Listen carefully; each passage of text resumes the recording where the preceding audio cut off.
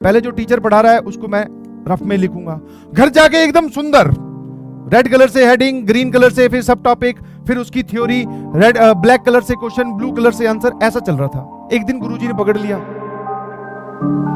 Sir क्या करें, खिचड़ी पका रखी है हमने, समझ में आया, खिचड़ी पका रखी है, लास्ट में हमारे पास कुछ नहीं निकल के आया, नोट्स ही रफ कॉपी है, रफ कॉपी ही नोट्स है, नोट्स के अंदर ही सवाल सॉल्व कर रखे हैं, डीपीपी वाले, मॉड्यूल वाले, समझ ही नहीं आ रहा है। एक चैप्टर हमारा 3 कॉपी में खत्म हुआ। मैंने पूछा क्यों भाई, ऐसा क्यों? बोले सर वो डीपीपी वाले, मॉड्यूल वाले सवाल भी वहीं। मैंने कहा ऐसा मत कर यार, लास्ट में ये जो आप पढ़ोगे इनको रिवाइज भी तो करोगे, या फिर एक बार पढ़ लिया बोले बस जिंदाबाद, नहीं सर, पढ़ना भी है दोबारा। तो कितनी नोटबुक बनानी है, सिंपल सा सवाल है, बेसिक वाला, बट फिर भी समझा देता हूं। एक क्लास नोट्स की सुंदर सी नोटबुक होनी चाहिए।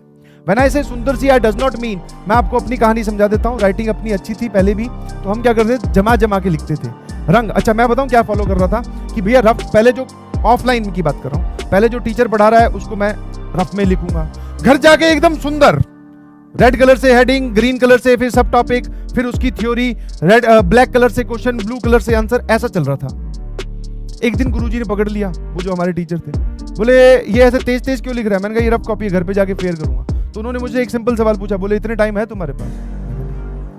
समझ पा रहे? तो वही सवाल आपको अच्छा इस तरीके से बनाना है कि आप उसको पढ़ के समझ सके, ना ही ये कोई चेक करने वाला आ रहा, और ना ही मतलब अगर इसका दूसरी दुनिया के अगर रिस्पेक्ट में इसकी वैल्यू देखो तो इसकी वैल्यू 0 है, ये किसी काम नहीं आएंगे, एक दिन ये रद्दी में बेचे जाएंगे। बट अगर आपके रिस्पेक्ट में सोचूं तो इसकी सबसे ज्यादा वैल्यू है सर। समझ में आ रहा है कि नहीं समझ में आ रहा है? ये हमारे लिए भगवान समान है, आपको ये रिस्पेक्ट देनी पड़ेगी। तो आपको ऐसा नहीं है कि जमा के लिखने, बट हाँ एक डिसेंट टाइम देते हुए आप नोट्स कंप्लीट करिए।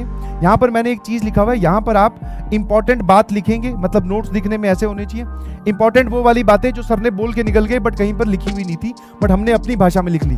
Select your language, it is not compulsory कि वो इंग्लिश में हो, ऐसी भाषा में लिखो कि जिसमें आपको समझ में आया कि सर ने बोला था ये वाला कॉन्सेप्ट IIT JEE इतनी बार पूछ चुकी है, यही बात एज इट इज लिख लो, ताकि जब रिवाइज कर रहे होगे आज से 6 महीने बाद में तो वो बात लिखी हुई वहां दिखा देगी आपको, अपने आप बता देगी भाई साहब ये इंपॉर्टेंट है।